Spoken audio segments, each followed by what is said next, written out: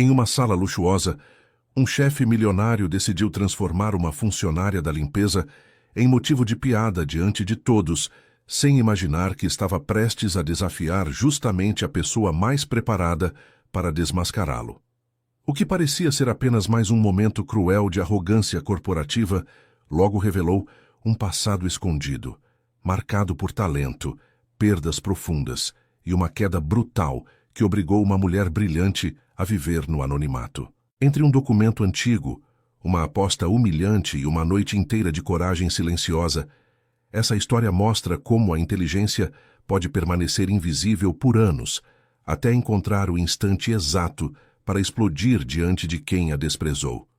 E quando a verdade finalmente vier à tona, não será apenas o orgulho de um homem poderoso que irá desmoronar, mas também a imagem que todos construíram sobre quem merece respeito e quem pode ser subestimado. Antes de mergulhar nessa virada emocionante, já se inscreva no canal, deixe seu like e prepare-se para uma história de humilhação, recomeço e justiça que vai prender você até o fim. O pergaminho estava dentro de um estojo de couro preso com fita crepe, embrulhado em plástico bolha, como se fosse um lote de papelaria comprado em liquidação. Ninguém na sala prestou atenção quando Renato Cavalcante Meireles entrou com aquele pacote embaixo do braço, sorrindo para si mesmo, com o tipo de satisfação que só vem de quem está prestes a exibir algo que custou muito dinheiro e que os outros não têm. Ele era assim. Cada reunião mensal com os curadores e diretores do Centro de Documentação Histórica Paulista era uma oportunidade de reafirmar quem mandava, quem assinava os cheques e quem, no fundo, era o único motivo pelo qual aquela instituição centenária ainda funcionava. O salão de reuniões ocupava o segundo andar do casarão restaurado no bairro do Ipiranga. Janelas altas com vidro fosco deixavam entrar uma luz branca de tarde nublada. A mesa oval de madeira escura acomodava 12 cadeiras, e naquele dia, 10 delas estavam ocupadas por diretores, curadores e consultores contratados por Renato. Todos com jaleco ou terno. Todos com a expressão de quem sabia que a reunião seria longa e desconfortável, como de costume. Vera Lúcia Andrade entrou pelo corredor lateral empurrando o carrinho de limpeza, com rodas que rangiam no assoalho de taco. Tinha 52 anos, cabelos pretos com fios brancos presos num coque simples, uniforme azul marinho, com o bordado amarelo do centro no bolso esquerdo. Ninguém a olhou quando ela entrou para recolher os copos sujos deixados da reunião anterior. Era invisível daquela forma particular, que só quem trabalha de uniforme em lugares elegantes conhece. Presente o tempo todo, vista por ninguém. Renato abriu o estojo sobre a mesa antes mesmo de cumprimentar os presentes. O pergaminho era de tamanho médio, amarelado nas bordas, com texto escrito em colunas finas e uma moldura ornamental parcialmente desgastada. Havia marcas de dobra antigas e o que parecia ser uma assinatura no canto inferior direito, quase apagada. Ele segurou o documento com as duas mãos estendidas, inclinando-o na direção da luz, como se fosse uma obra de arte em exibição privada. Comprei isso em leilão em Lisboa no mês passado, disse ele sem se sentar. 72.000 euros. Documento clerical medieval, provavelmente do século XIV ou XV, com notações em latim e o que o leiloeiro chamou de influência visigótica. Autenticidade certificada pela casa leiloeira. Fez uma pausa estratégica. Quero que o centro o incorpore ao acervo como peça de destaque. Já pensei no nome da sala. Sala Meireles de Manuscritos Raros. Havia um silêncio específico que se instalava sempre que Renato anunciava algo assim. Não era respeito. Era o silêncio de pessoas que sabem que discordar custaria o emprego. Vera recolhia copos perto da janela quando seus olhos pousaram brevemente sobre o pergaminho. Foi um segundo, menos que isso, mas o suficiente. Ela reconheceu o padrão da escrita antes de reconhecer qualquer palavra. A disposição das colunas, o tipo de abreviatura visível nas margens, a ornamentação da moldura. Seu estômago deu um salto silencioso que ninguém na sala percebeu. Ela desviou o olhar imediatamente e continuou empurrando o carrinho. Gostaria que alguém da equipe fizesse uma análise preliminar esta semana, continuou Renato, guardando o pergaminho no estojo. Mas, primeiro... Ele virou a cabeça e seus olhos encontraram Vera de forma acidental, como quem nota uma cadeira fora do lugar. Espera aí, você. O tom era o mesmo que usaria para chamar um cachorro. Você trabalha aqui há quanto tempo? Vera parou o carrinho. 4 anos, senhor. 4 anos num museu e centro de documentação. Renato cruzou os braços com um sorriso nascendo nos cantos da boca. Então deve ter aprendido alguma coisa, não é? Pelo menos de tanto passar pano perto dos documentos. Algumas risadas discretas saíram da mesa. Vou fazer uma aposta com você. Ele pegou o estojo e ergueu o pergaminho de novo. Se você conseguir me dizer o que está escrito aqui, eu te pago o meu salário do mês inteiro. O que você acha? O silêncio mudou de qualidade. Agora era o silêncio de quem espera uma cena constrangedora. Vera olhou para o documento. Seus olhos percorreram as primeiras linhas com uma calma que poucos entenderiam. Ela conhecia aquele tipo de escrita. Conhecia o latim eclesiástico tardio com influência ibérica. Reconhecia o uso específico de determinadas abreviaturas que apareciam em documentos produzidos em escritoria portugueses e castelhanos entre os séculos XIII e XV. Tudo isso passou por sua cabeça em menos de 3 respirações. Mas ela não disse nada disso. Senhor, eu precisaria de um tempo para examinar com cuidado, disse ela, com voz baixa e sem confronto. Tempo! Renato riu abertamente. Ela precisa de tempo. Virou-se para a mesa. Alguém aqui acredita que ela conseguiria traduzir isso com 1 ano inteiro? Mais risadas. Um dos diretores filmava com o celular, sorrindo. Pode ir embora. Pode ir embora. Volta para o seu carrinho. Vera não respondeu. Girou o carrinho com movimentos precisos e saiu pelo corredor lateral sem pressa, com a mesma calma de quem aprendeu a guardar coisas grandes em espaços muito pequenos. Ninguém na sala notou que seus olhos estavam secos, mas seus punhos estavam cerrados sobre o cabo do carrinho, firmes como raízes. Lá embaixo, no corredor do térreo, perto dos banheiros de serviço, Vera encostou o carrinho na parede e ficou parada por um momento. O eco das risadas ainda chegava em ondas abafadas pelo teto alto do casarão. Ela respirou fundo, deixou o ar sair devagar. Depois abriu o armário de produtos de limpeza, guardou alguns frascos e fechou a porta com um clique suave. Havia uma funcionária administrativa chamada Sônia, que às vezes tomava café com ela nos fundos da cozinha. Sônia tinha visto tudo do corredor e apareceu com 2 copos de água quente e sachês de chá alguns minutos depois, sem dizer nada, apenas sentando na cadeira plástica ao lado de Vera. As duas ficaram em silêncio por um tempo. Você viu o documento? Perguntou Sônia eventualmente. Vi, disse Vera. E conseguiria? Vera levantou o copo de chá com as 2 mãos. Olhou para o vapor por um instante. Conseguiria, disse ela sem vaidade, da mesma forma que um carpinteiro experiente diria que consegue pregar um prego. Sônia assentiu. Não perguntou mais nada. Mas havia algo nos olhos dela. Uma faísca de algo que ainda não tinha nome, que seria importante mais tarde. Vera Lúcia Andrade tinha sido durante 15 anos uma das maiores especialistas em paleografia ibérica medieval do Brasil. Não era um título informal. Era resultado de uma trajetória que começou numa biblioteca pública de Campinas, quando ela tinha 18 anos e encontrou por acidente um catálogo de manuscritos medievais encadernado em couro marrom que havia sido doado por um professor aposentado. Ela leu aquele catálogo 3 vezes na mesma semana.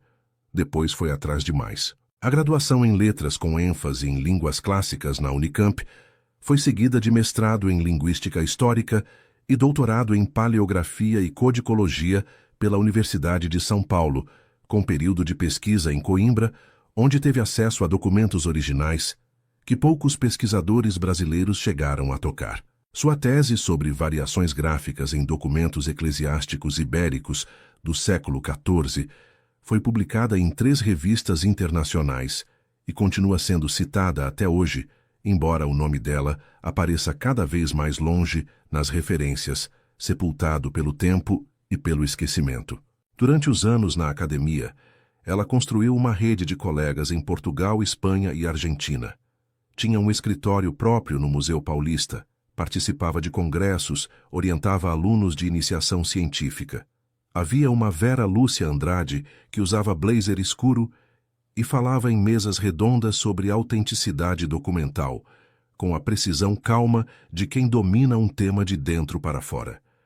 Essa Vera existiu de verdade, com documentos que provavam cada passo da trajetória, guardados em caixas de papelão num quarto de pensão no bairro da Muca. A virada veio de forma gradual, como a maioria das coisas que arruinam uma vida sem aviso. Seu pai, Aristides, foi diagnosticado com uma condição neurológica séria quando ela tinha 43 anos. A progressão foi rápida e os tratamentos caros.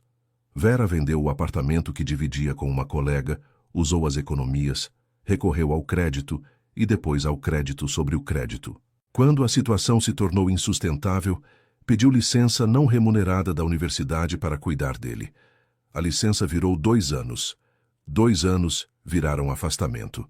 O afastamento virou rescisão silenciosa, num período em que ela estava exausta demais para lutar por nada. Aristides viveu mais 4 anos depois do diagnóstico, e Vera esteve presente em cada um deles.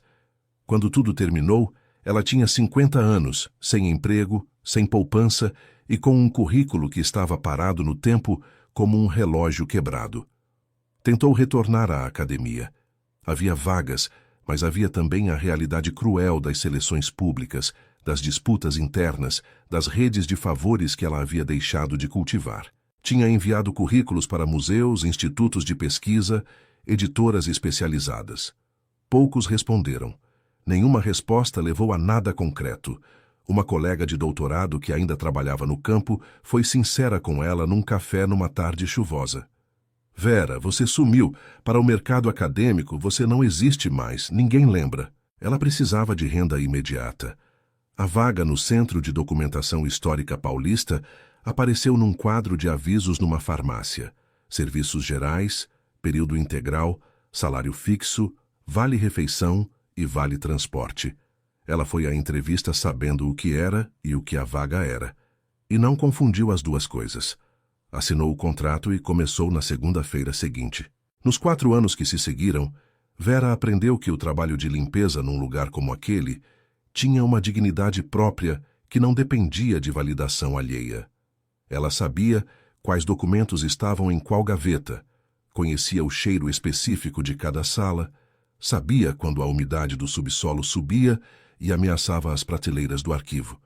Mas aprendeu também a calar. Aprendeu que existia um código implícito, segundo o qual o uniforme determinava o quanto alguém merecia ser ouvido, e que quebrar esse código sem ter poder algum para sustentá-lo apenas gerava humilhação desnecessária. Por isso calou quando um dos curadores citou errado a data de um manuscrito do século XVI numa conversa que ela overheard no corredor. Por isso, não disse nada quando um consultor externo entregou um laudo sobre a procedência de um documento flamengo com 2 erros básicos de datação. Por isso ficou parada no carrinho quando Renato Meireles exibiu o pergaminho e ela soube de imediato que havia algo errado além da arrogância. Naquela noite, no quarto da pensão, Vera abriu a caixa de papelão embaixo da cama onde ficavam os livros mais usados. Tirou um dicionário de latim medieval com a capa descolada e um caderno de notas do período do doutorado, páginas amareladas cobertas de observações em letra miúda. Colocou os 2 sobre a cama e ficou olhando para eles por um tempo, como quem reencontra alguém depois de muito tempo e não sabe ao certo como começar a conversa. Não era o dinheiro. 72 mil euros em manuscrito medieval para decorar uma sala com o nome do doador. Isso ela já tinha visto antes, com outros objetos, em outros contextos. Era outra coisa. Era a sensação específica, visceral e silenciosa de ter olhado para aquele texto durante 2 segundos e ter reconhecido, com absoluta clareza, que o documento escondia algo que Renato Meireles não tinha percebido e que o leiloeiro provavelmente também não tinha percebido. Havia uma segunda camada de escrita, não superposta, não sobreposta, mas integrada. Uma técnica que ela havia estudado durante o doutorado, documentada em poucos manuscritos ibéricos do final do século XIV. uma prática de escritoria específicos de incorporar registros paralelos usando variações abreviativas que, para um leitor não treinado, pareciam simples marcas de copista. Para quem sabia o que procurar, era um outro texto inteiramente. Ela não havia dito isso para Sônia. Ainda não era a hora. Primeiro precisava confirmar. Precisava de acesso ao pergaminho, de luz adequada, de tempo e de silêncio. Precisava das mãos que ainda sabiam o que fazer, mesmo que estivessem marcadas pelos anos de trabalho diferente. Fechou o caderno. Apagou a luz. Ficou deitada no escuro por um longo tempo, de olhos abertos, ouvindo o barulho da rua lá embaixo. E pela primeira vez em muito tempo, não havia apenas cansaço naquele silêncio. Havia também alguma coisa que ela havia quase esquecido como se chamava. Sônia Ferreira tinha 38 anos, era assistente administrativa há 6, e naquele ponto da carreira já sabia distinguir com precisão o que era gerenciável do que não era. Renato Meireles era definitivamente da segunda categoria. Ele havia chegado ao Conselho de Administração do Centro de Documentação Histórica Paulista 3 anos antes, trazido por uma reforma estatutária que abriu espaço para financiadores privados na diretoria executiva. Desde então, o ambiente tinha mudado de uma forma que ela descrevia para si mesma como o cheiro muda quando o poder muda de mãos. Na manhã seguinte à reunião do pergaminho, Sônia chegou mais cedo que o habitual. Havia ficado acordada pensando na expressão de Vera ao segurar o copo de chá e dizer conseguiria, com aquela calma específica de quem não precisa provar nada para si mesmo, apenas para os outros. Havia algo naquilo que Sônia ainda não conseguia nomear com precisão, mas que reconhecia, a textura de alguém que guarda muito mais do que mostra. Ela foi até a sala de arquivos no subsolo, onde os documentos mais antigos ficavam em caixas numeradas sobre estantes de metal. O pergaminho de Renato estava guardado temporariamente num armário com chave na antessala da direção, aguardando análise formal. Sônia não tinha a chave daquele armário, mas sabia que o documento havia sido fotografado pelo assistente de curadoria na chegada, e que essas fotografias de catalogação preliminar ficavam na pasta compartilhada do servidor interno. Ela abriu a pasta, encontrou as imagens e as abriu na tela grande do computador da recepção. Eram 6 fotografias de alta resolução, frente, verso, 4 detalhes das bordas e do canto inferior.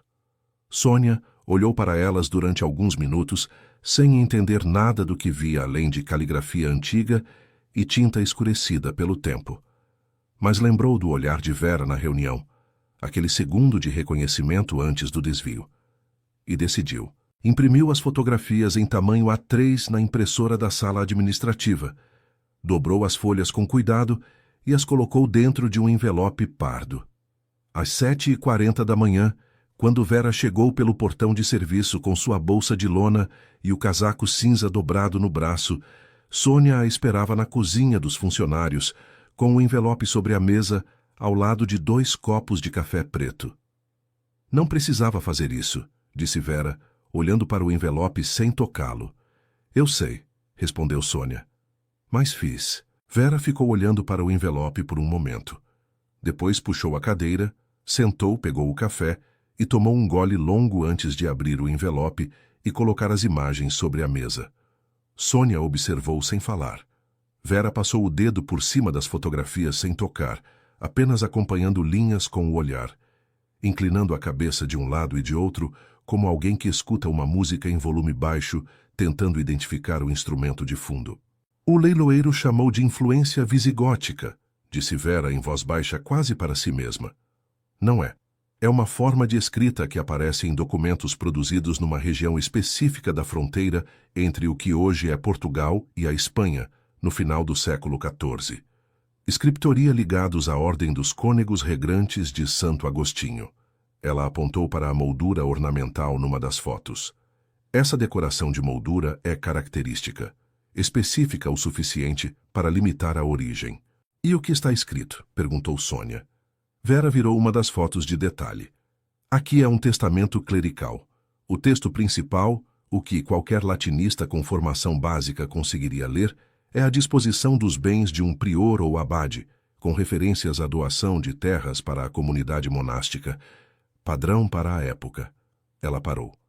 Mas aqui, apontou para uma linha de texto no terço inferior do documento. Essas abreviaturas não são marcas de copista. Sônia se aproximou, mas não via nada diferente das outras linhas. O que são? São um segundo registro, incorporado ao texto principal de uma forma que só quem conhece a prática identifica. Vera colocou a fotografia de volta sobre a mesa. Preciso do original para confirmar. As fotos são boas, mas há marcas que só aparecem em luz rasante ou ultravioleta. As duas ficaram em silêncio. Lá fora, ouvia-se o portão de serviço sendo aberto e os primeiros passos de outros funcionários chegando. Ele guardou no armário da antessala, disse Sônia. A chave fica com a coordenadora de acervo, doutora Cristina. Vera dobrou as fotografias e as colocou de volta no envelope. Não vou pedir nada que não seja meu direito pedir, disse ela. Naquele mesmo dia, às 15h, Renato Meireles apareceu no centro para uma reunião de seguimento sobre a incorporação do pergaminho ao acervo. Chegou com 2 homens que Sônia não reconheceu, um com pasta de couro e outro com câmera fotográfica profissional.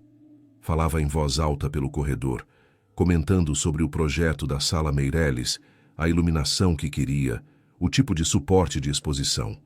Era o tipo de homem que transformava qualquer corredor em palco. Ao passar pela recepção, viu Vera passando pano no corrimão da escada principal. Parou. Seus acompanhantes pararam atrás dele. Você ainda está aqui, disse ele, com o tom de quem comenta uma surpresa menor. Pensei que você fosse desaparecer de vergonha depois de ontem. Vera não parou de passar o pano. Boa tarde, senhor Renato. Ele disse que ia te pagar o salário dele se você traduzisse, disse um dos acompanhantes para o outro, rindo baixinho. Continuo oferecendo, disse Renato com voz mais alta, para que o corredor ouvisse. Mas agora adicionei uma condição.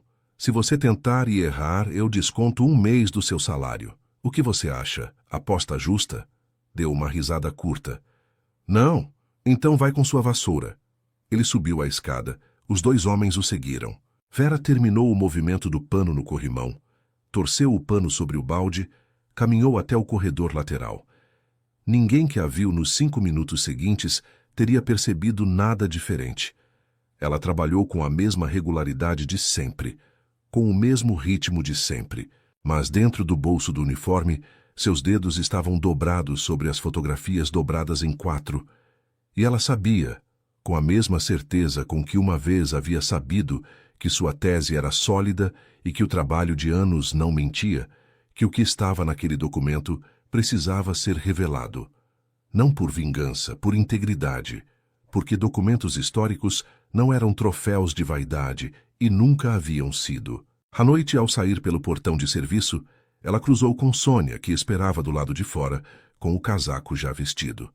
As duas caminharam juntas até o ponto de ônibus, sem falar. Na hora em que o ônibus chegou, Sônia disse apenas: a doutora Cristina vai estar amanhã cedo. Antes das 9 ela é acessível. Vera subiu no ônibus, sentou perto da janela. Olhou para a cidade passando, as luzes acesas dos prédios comerciais, as calçadas molhadas de uma chuva que havia caído mais cedo. Havia uma decisão tomando forma dentro dela, não brusca, não impulsiva, mas firme como a chegada de uma estação que você sabe que vem há semanas antes de ela aparecer. A doutora Cristina Buarque era coordenadora de acervo há 11 anos e tinha aprendido nesse tempo que a maior ameaça a uma instituição cultural não vem de fora, mas de dentro, da combinação específica entre poder financeiro e ignorância confiante. Ela tinha 56 anos, óculos de armação grossa, cabelos brancos cortados curtos e uma paciência que não era resignação, era cálculo. Sabia quando lutar e quando esperar. A chegada de Renato Meireles ao conselho havia exigido que ela recalibrasse essa equação diversas vezes. Na manhã seguinte, Vera chegou à sala da doutora Cristina às 8h45. Bateu na porta aberta. A coordenadora estava debruçada sobre uma planilha de catalogação e levantou os olhos com a expressão de quem espera mais uma demanda administrativa. Vera, pode entrar. O que foi? Vera entrou e fechou a porta atrás de si. Tirou o envelope pardo da bolsa e o colocou sobre a mesa. Depois, sem pressa, disse: Doutora Cristina, eu preciso que a senhora me dê alguns minutos. O que tenho a dizer é sobre o pergaminho que o senhor Renato trouxe ontem. A doutora Cristina olhou para o envelope. Depois olhou para Vera. Havia algo na postura da faxineira naquela manhã que era diferente do habitual, não na roupa, nem no coque, nem nos sapatos de couro desgastado, mas em algo mais difícil de nomear, uma verticalidade que não era desafio. Era ocupação de espaço legítimo.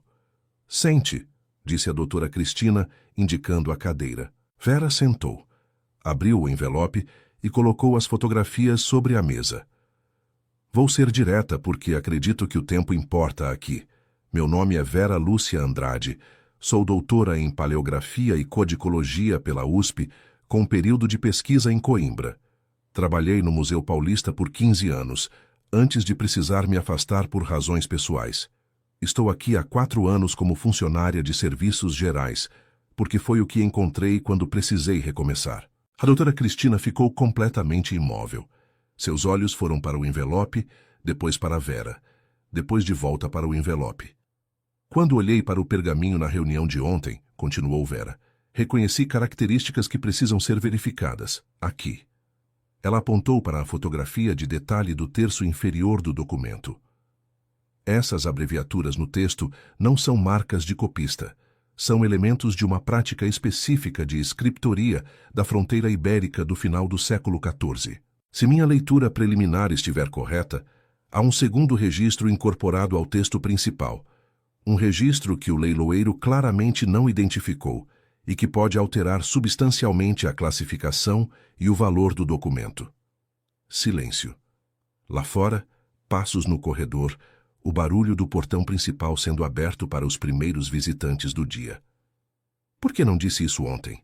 Perguntou a doutora Cristina, com voz cuidadosa. Porque não tive chance. Fui humilhada antes de poder falar. Vera disse isso sem amargura, apenas com a precisão de quem descreve um fato. E porque sem acesso ao original, não posso confirmar. Fotografias mostram a disposição do texto, mas há marcas que só aparecem em condições específicas de luz. A doutora Cristina ficou olhando para as fotografias por um longo momento. Depois tirou os óculos, limpou com o tecido que guardava no bolso do jaleco e os colocou de volta. Vera Lúcia Andrade. Digitou o nome no computador. Ficou olhando para a tela. Scrollou para baixo. Ficou olhando mais.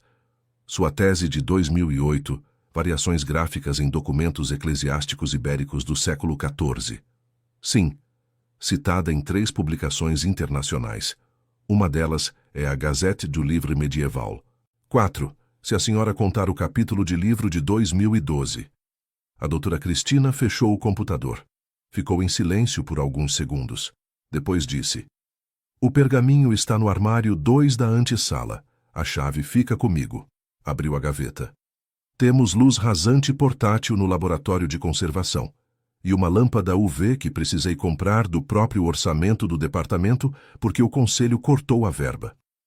Havia uma seca breve nessa última frase que dizia mais do que pretendia. Foram juntas até a antessala. A doutora Cristina abriu o armário e retirou o estojo de couro com cuidado adequado, colocando-o sobre a bancada de trabalho forrada com tecido sem ácido. Abriu-o. O pergaminho estava dentro de uma pasta protetora de mylar, dobrado de forma incorreta para o tipo de suporte que era, o que já era uma informação em si mesma. Vera colocou luvas de nitrila que a doutora Cristina lhe ofereceu e se aproximou do documento, com uma atenção que só existe quando um conhecimento longo reencontra seu objeto. Seus olhos percorreram o texto com uma velocidade que parecia casual, mas não era. A doutora Cristina ficou de lado, observando em silêncio. Preciso da luz rasante, disse Vera. Buscaram o equipamento do laboratório. Com a luz projetada em ângulo baixo sobre a superfície do pergaminho, o que havia parecido marcas de desgaste natural, revelou-se como algo mais estruturado. Havia uma sequência de pequenas incisões e marcas de pigmento alterado que seguiam um padrão regular. Meu Deus, disse a doutora Cristina em voz baixa. É o que pensei, disse Vera. Sua voz estava firme, Mas havia algo nela que tremia em camadas mais fundas, o reconhecimento de que a intuição estava certa, de que o conhecimento ainda estava lá, intacto, esperando. Quanto tempo você precisaria para uma tradução completa? Vera olhou para o documento. Calculou. Com as fotos de alta resolução e as anotações que tenho em casa, uma noite. Para o texto principal. A segunda camada vai depender do quanto consigo confirmar sem laboratório especializado. Leve as fotos, as originais do servidor, não as impressas. A doutora Cristina falou com a decisão de alguém que já havia calculado o risco e decidido que valia. E Vera esperou até que os olhos das duas se encontrassem. Tenho muito a dizer sobre os últimos 4 anos, mas agora não é a hora. Agora é a hora de trabalhar. Vera assentiu. Guardou as luvas, pegou o envelope com as fotografias e saiu pela porta lateral. No corredor, respirou fundo. Olhou para as mãos, as marcas nos nós dos dedos, a pele ressecada das palmas. As mãos que haviam limpado pisos por 4 anos. As mesmas que haviam tocado manuscritos em Coimbra, numa tarde de setembro de 2004. As mesmas. O quarto de Vera na pensão da Rua dos Trilhos tinha 3,5 metros por 4. Havia uma cama de solteiro, uma mesa de madeira com gaveta única, uma estante de aço com 5 prateleiras e um banheiro pequeno com box de cortina plástica. A janela dava para o muro do vizinho e recebia luz direta apenas das 11 ao meio-dia. Não era um espaço pensado para conter uma vida inteira, mas ela havia aprendido a organizar o essencial. Livros nas prateleiras, cadernos na gaveta, caixas embaixo da cama. Chegou às 6h40 da tarde com o pendrive que a doutora Cristina havia preparado com as fotografias de alta resolução do servidor do centro, além das suas próprias fotos impressas no envelope pardo. Colocou tudo sobre a mesa, acendeu o abajur de pescoço ajustável que usava para ler, abriu o dicionário de latim medieval, o caderno de anotações do doutorado e um caderno novo em branco que havia comprado na papelaria embaixo da pensão. Tinha trabalhado o dia inteiro no centro depois da conversa com a doutora Cristina, limpado 3 andares e o saguão de entrada, servido água em 2 reuniões e desmontado um display temporário que seria substituído na semana seguinte. Estava cansada com o cansaço físico específico desse tipo de trabalho que se acumula nas costas e nos tornozelos. Comeu um pão com ovo e tomou café antes de sentar à mesa. O texto principal do pergaminho não era difícil. Era um testamento de disposição de bens, como havia suspeitado, redigido em latim eclesiástico tardio, com as contrações e abreviaturas padrão da chancelaria religiosa ibérica.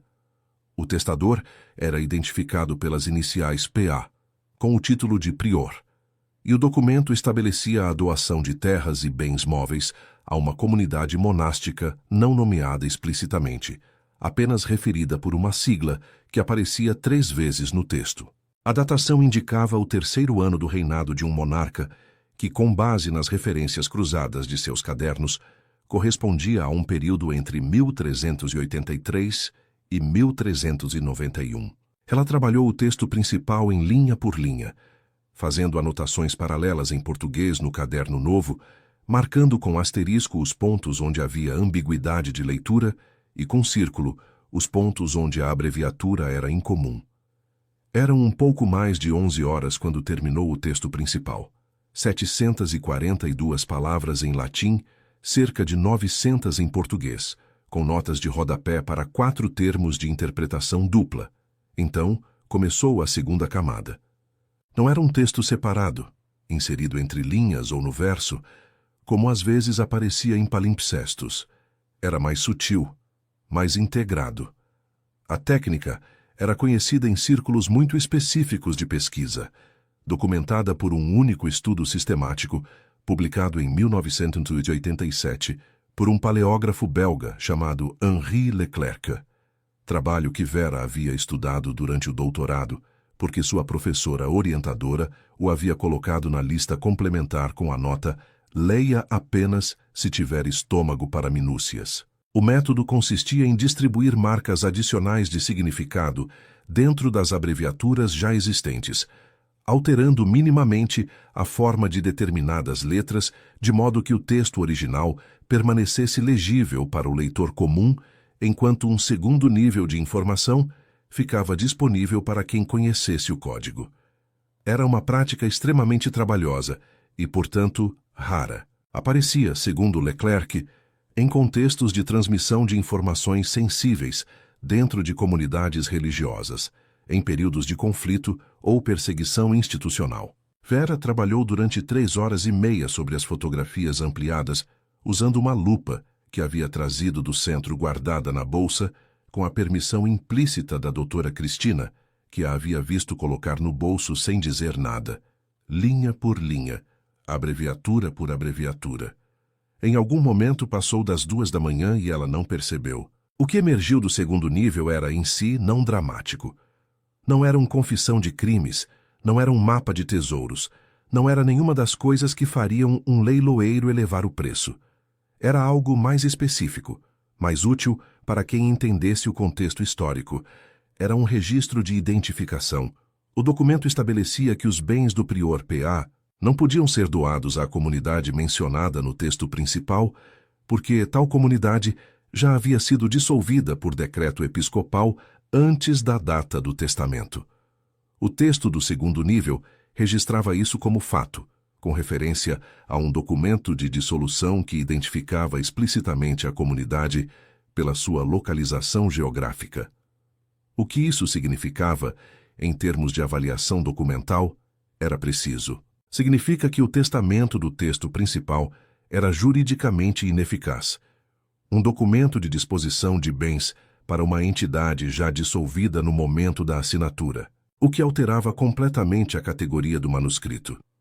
Não era um testamento ativo, era um documento histórico de uma tentativa frustrada, possivelmente registrado com deliberação por razões que o contexto histórico poderia explicar, mas que transformavam a peça de um documento clerical com valor patrimonial alto para um documento de interesse histórico secundário com valor de mercado significativamente menor. Renato Meireles havia pago 72 mil euros por algo que valia, no máximo, 1/3 disso. Vera fechou o caderno. Ficou olhando para a parede por um tempo. A janela estava escura, o muro do vizinho iluminado por um poste distante. Lá embaixo, a rua estava quieta, só o barulho de um caminhão passando ao longe. Ela havia encontrado mais do que pretendia. E aqui estava a questão, a que ficou girando em sua cabeça enquanto ela arrumava as fotografias e fechava o dicionário. O que fazer com isso não era simples. Podia calar e guardar para si. Podia apresentar apenas a tradução do texto principal, cumprir a aposta, receber o que era seu por direito e ir embora. Mas havia um problema com essa opção que não era estratégico, era estrutural. Ela era uma historiadora. E um historiador que encontra uma informação relevante sobre um documento histórico e cala, não é um historiador. É apenas alguém com conhecimento que escolheu não usá-lo. Havia também a questão do centro.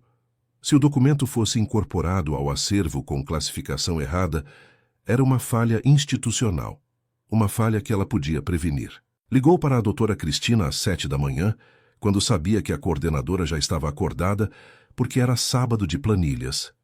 A ligação foi curta. Terminei. Encontrei mais do que esperava. Preciso de uma revisão de um especialista antes de apresentar qualquer coisa formalmente. Você conhece o professor Mário Saldanha? Houve uma pausa do outro lado. Conheço. Está aposentado, mas ainda ativo.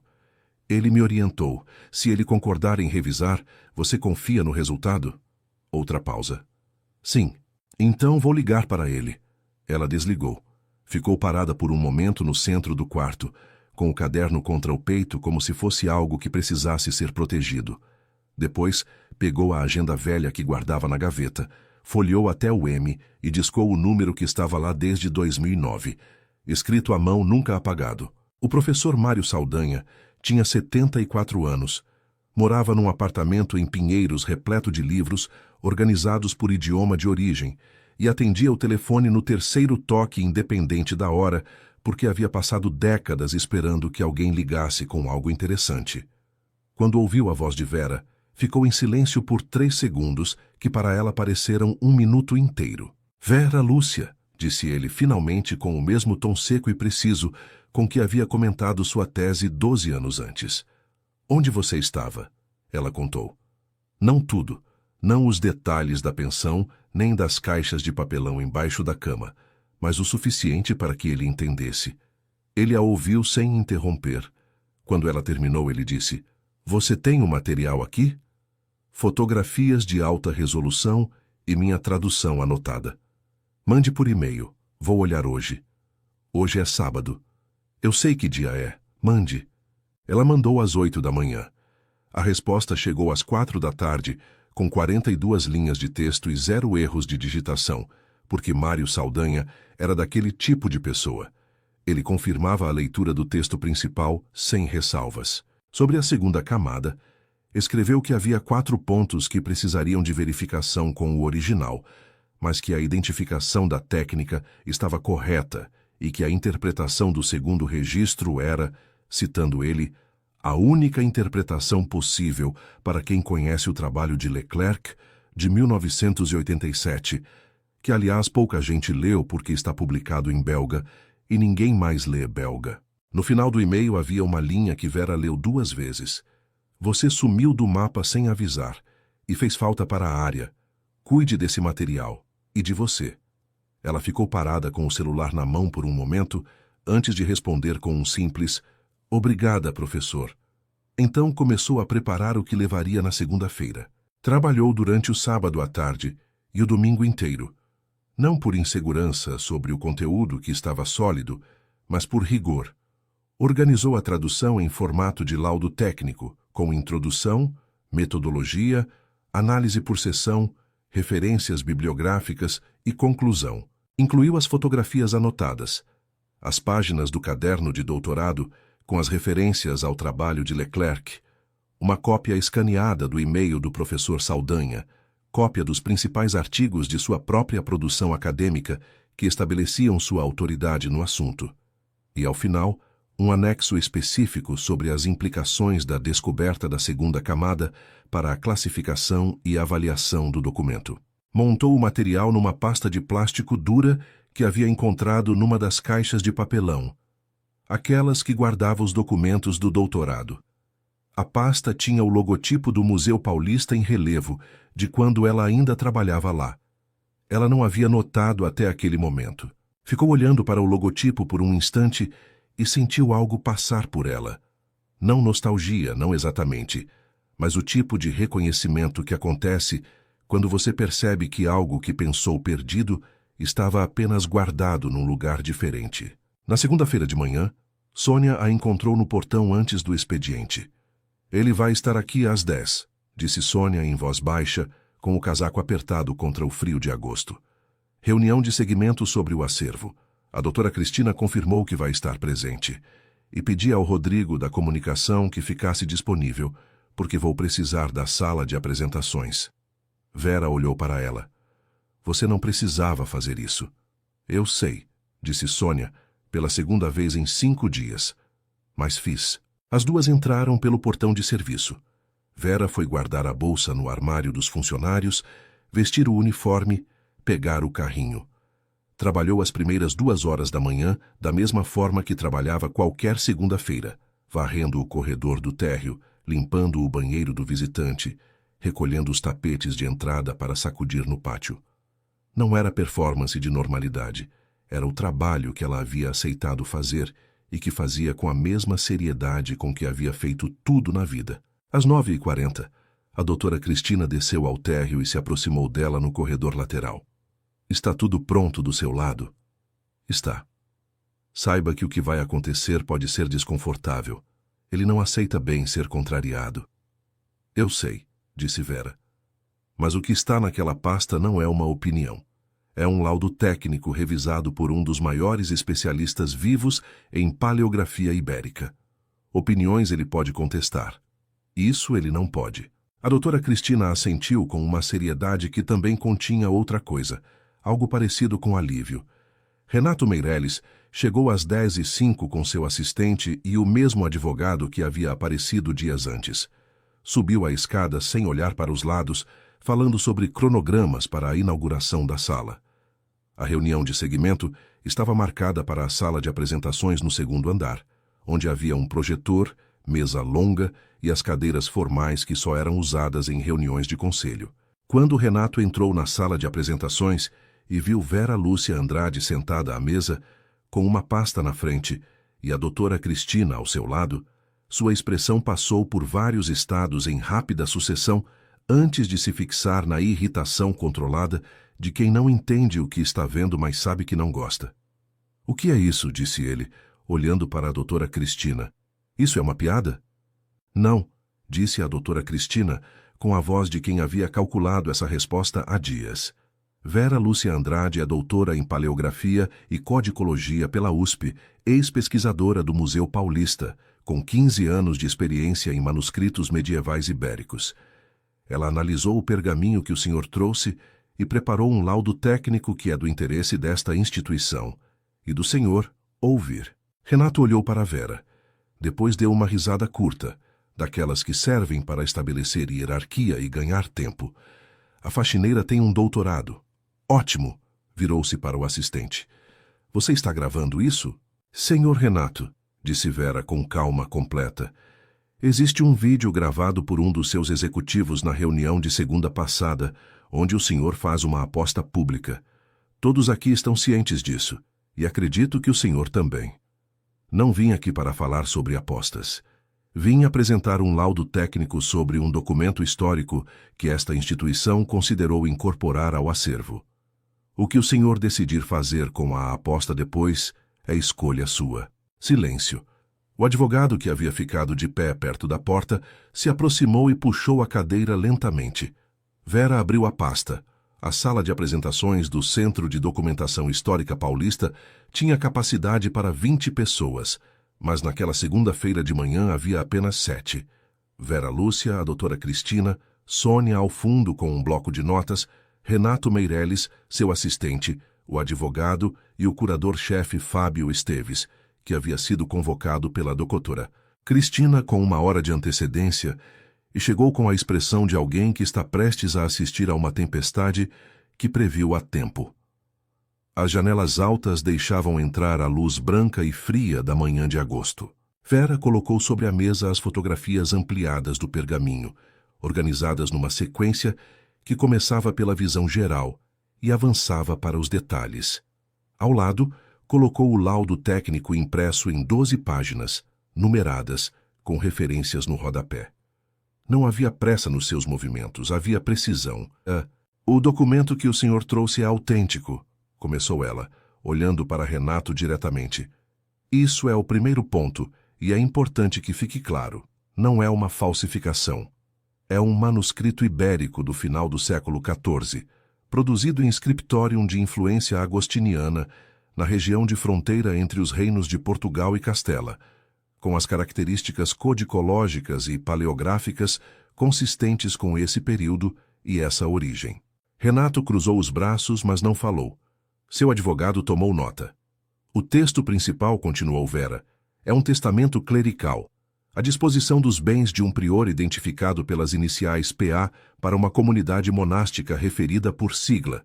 O latim é padrão para a chancelaria eclesiástica da época, com algumas especificidades regionais que a análise detalha na seção 2 do laudo."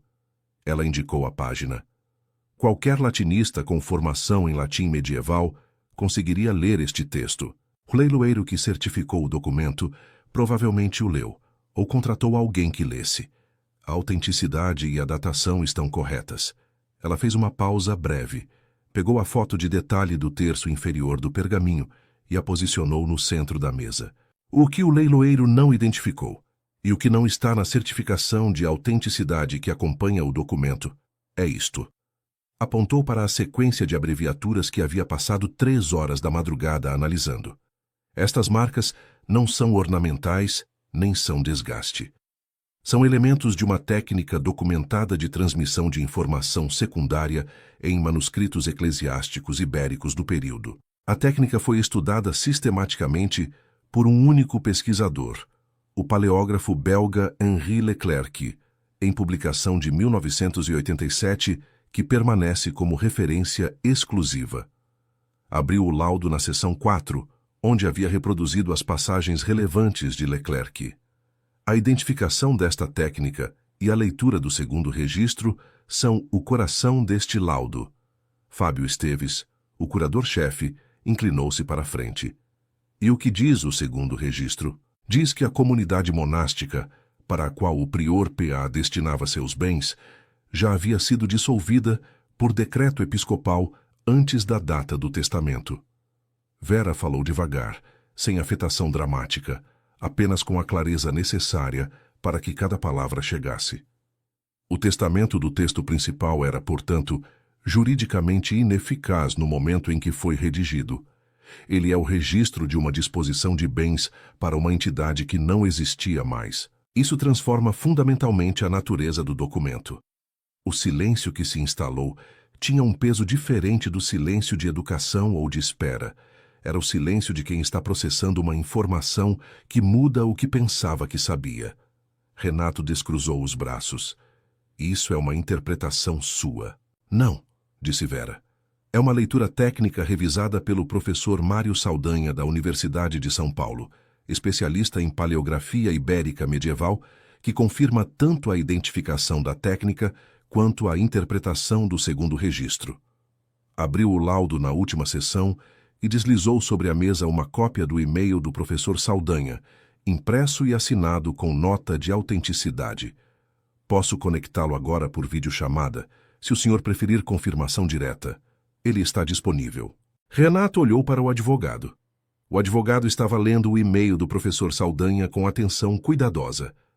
O que isso significa em termos de valor? Perguntou o advogado sem levantar os olhos.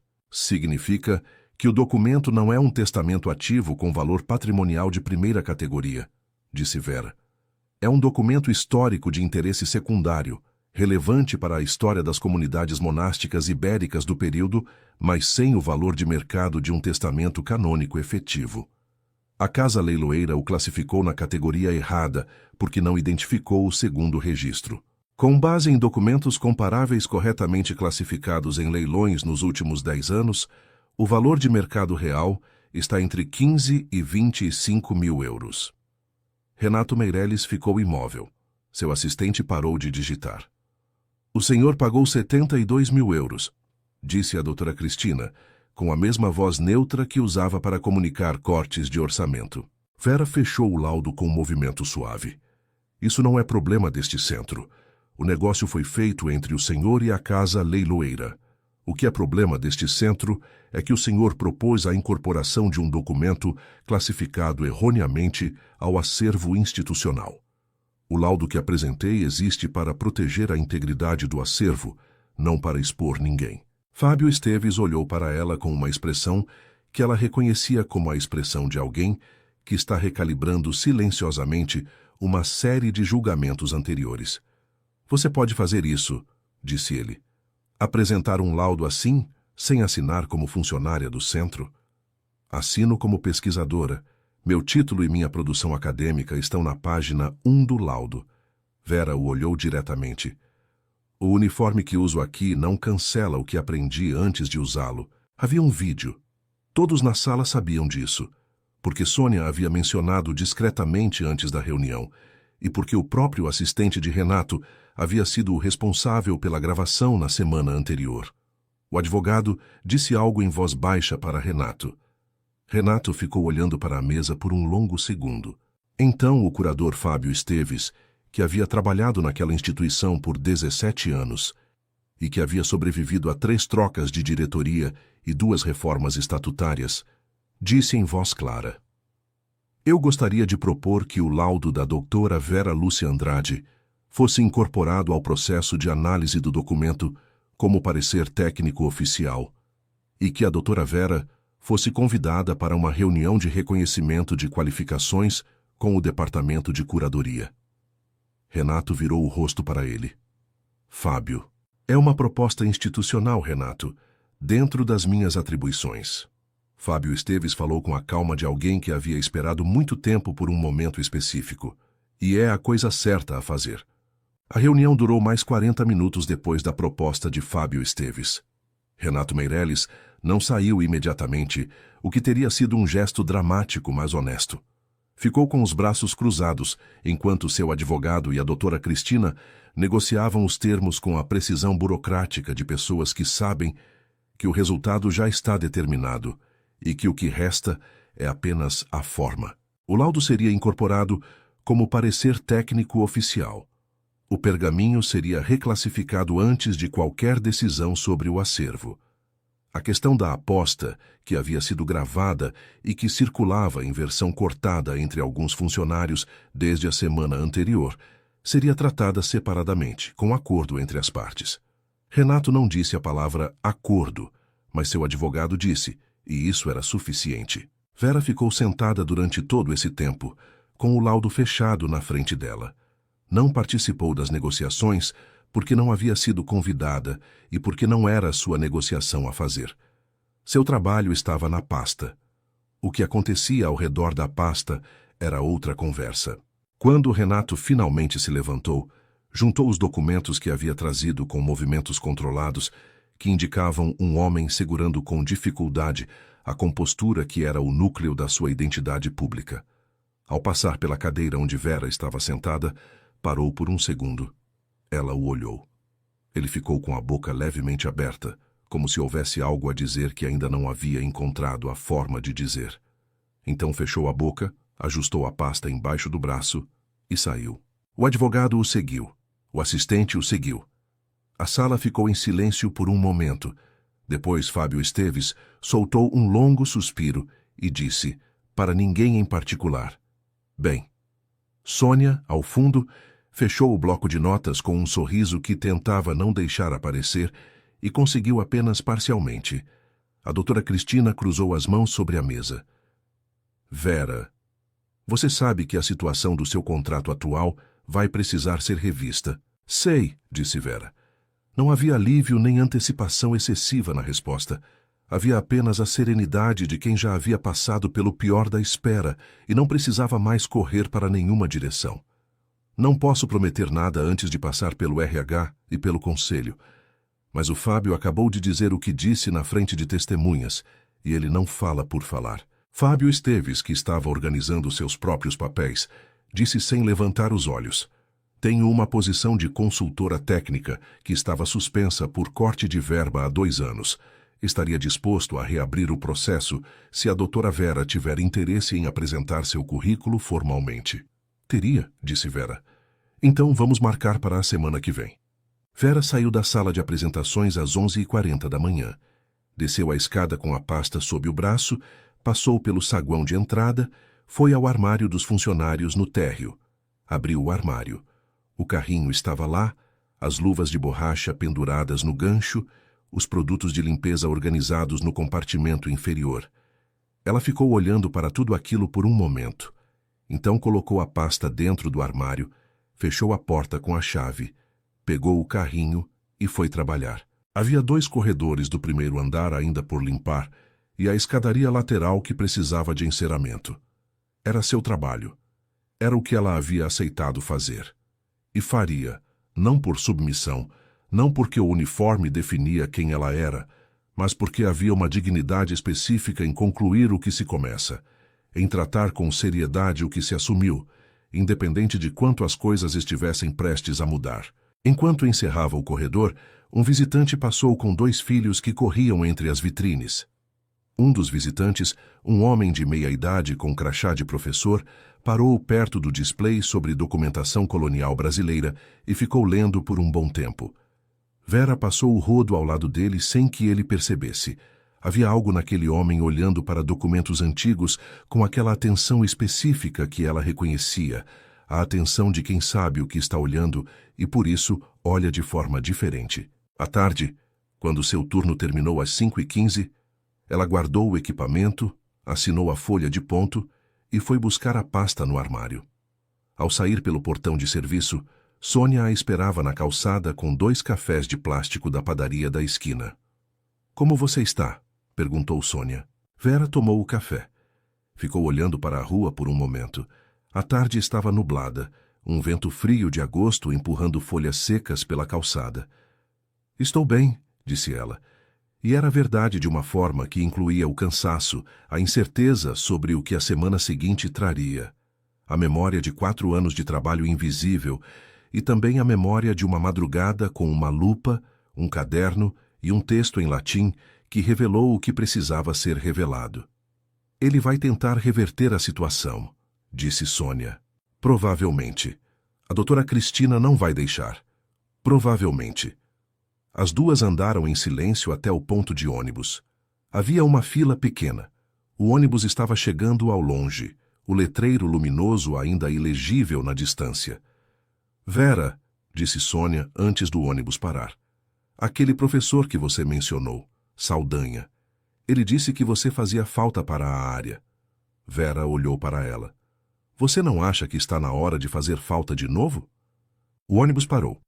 As portas se abriram com aquele barulho de ar comprimido que é o mesmo em todos os ônibus de todas as cidades. Vera subiu os degraus, passou a carteira pelo leitor, foi até o meio do coletivo e sentou perto da janela. Colocou a pasta no colo.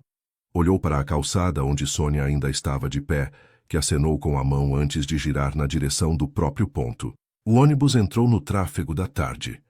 Vera ficou olhando para a cidade passando. São Paulo com sua luz baixa de inverno, suas calçadas irregulares, seus prédios que guardam histórias que ninguém mais lembra. Havia um caderno novo na pasta, com 40 páginas de análise que representavam a primeira produção técnica dela em 4 anos. Havia um professor que havia dito que ela fazia falta. Havia uma reunião marcada para a semana seguinte. E havia finalmente, depois de muito tempo, a sensação de ter usado os 2 lados de si mesma no mesmo dia. 3 meses depois, a sala que Renato Meireles havia chamado de Sala Meireles de Manuscritos Raros foi inaugurada com outro nome: Espaço de Documentação Ibérica Medieval. O pergaminho do prior P.A., onde estava em exposição num suporte adequado, com iluminação de conservação e uma ficha técnica que descrevia sua natureza com precisão. Testamento clerical do final do século XIV, com registro secundário em técnica de transmissão restrita, de interesse para a história das comunidades monásticas ibéricas. Nem mais nem menos. Exatamente o que era. A ficha técnica havia sido redigida por Vera Lúcia Andrade, consultora de paleografia e documentação histórica do Centro de Documentação Histórica Paulista, cargo formalizado 6 semanas após a reunião de apresentação do laudo, depois que o processo no RH e o Conselho aprovaram a reclassificação e a formalização da nova função. O contrato anterior havia sido encerrado com todos os direitos trabalhistas devidos que Vera havia recebido sem conflito nem drama. O novo contrato era de consultoria, com horas flexíveis, possibilidade de trabalho remoto para análise documental e participação nos processos de aquisição de novos documentos para o acervo. O salário era o quádruplo do anterior. Ela ainda morava na pensão da Rua dos Trilhos. Havia cogitado mudar, mas a pensão tinha o muro do vizinho, a luz das 11 ao meio-dia e as caixas de papelão sob a cama que ela estava, agora, transferindo para uma estante de madeira comprada numa feira do bairro. Os livros mereciam sair das caixas.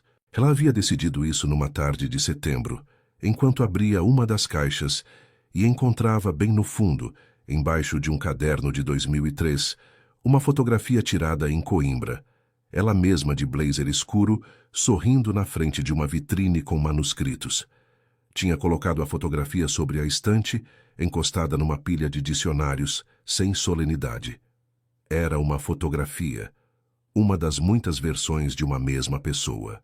Renato Meireles havia entrado em contato com a Casa Leiloeira de Lisboa 3 semanas depois da reunião, com o laudo de Vera como base, exigindo revisão do preço e compensação pelo erro de classificação. A negociação estava em andamento. Internamente, sua relação com o centro havia mudado de forma que todos notavam sem que ninguém dissesse diretamente.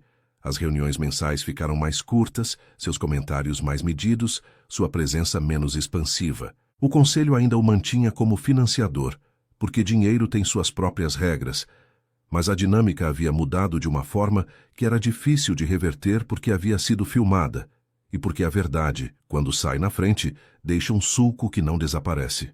O professor Saldanha havia visitado o centro na semana da inauguração do espaço.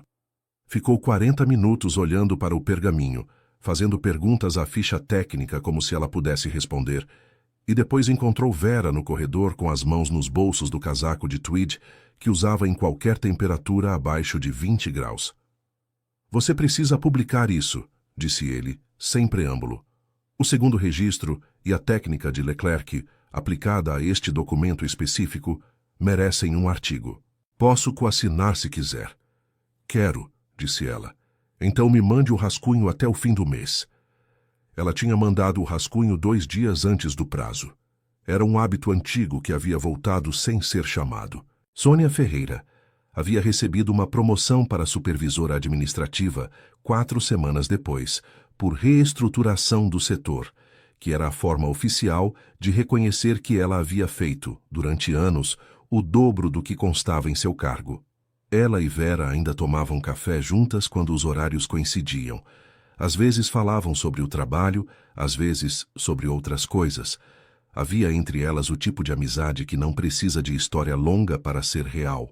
Na tarde da inauguração, quando os últimos visitantes haviam saído e a equipe fazia o fechamento, Vera ficou sozinha por alguns minutos na sala do espaço de documentação ibérica medieval.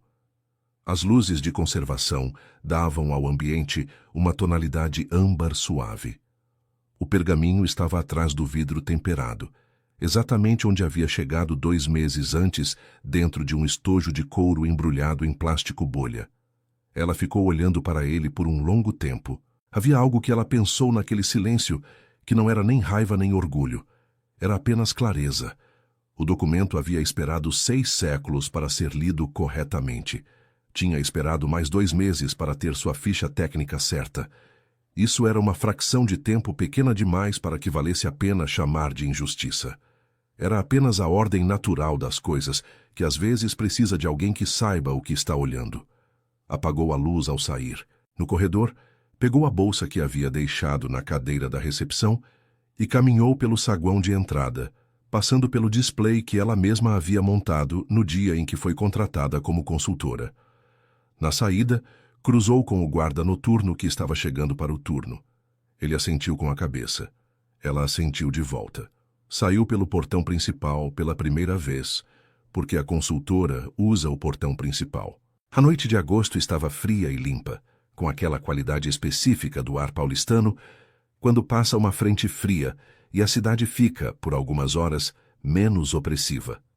Vera caminhou pela calçada em direção ao ponto de ônibus, com a bolsa no ombro, a pasta com o rascunho do artigo dentro e a mesma calma que havia a acompanhado em toda aquela história.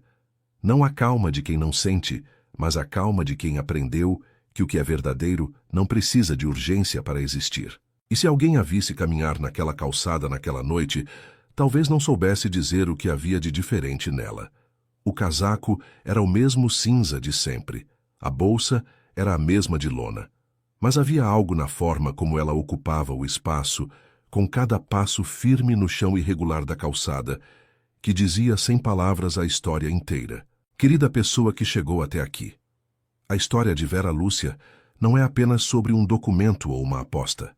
É sobre o que acontece quando o conhecimento encontra o momento certo de se revelar, e sobre as pessoas silenciosas que carregam mundos inteiros por baixo do que o mundo decide ver. Se essa história tocou algo em você, ela tem companhia. Nosso canal está cheio de narrativas como essa, de vidas que viraram, de dignidade que resistiu, de reviravoltas que ninguém esperava. Inscreva-se agora para não perder os próximos capítulos da vida real que parecem ficção. Deixe seu like, porque ele diz ao canal que histórias assim merecem continuar sendo contadas. E nos diga nos comentários. Você já foi subestimado por alguém e provou que estavam errados? Conta pra gente. A gente está ouvindo. Fim da história.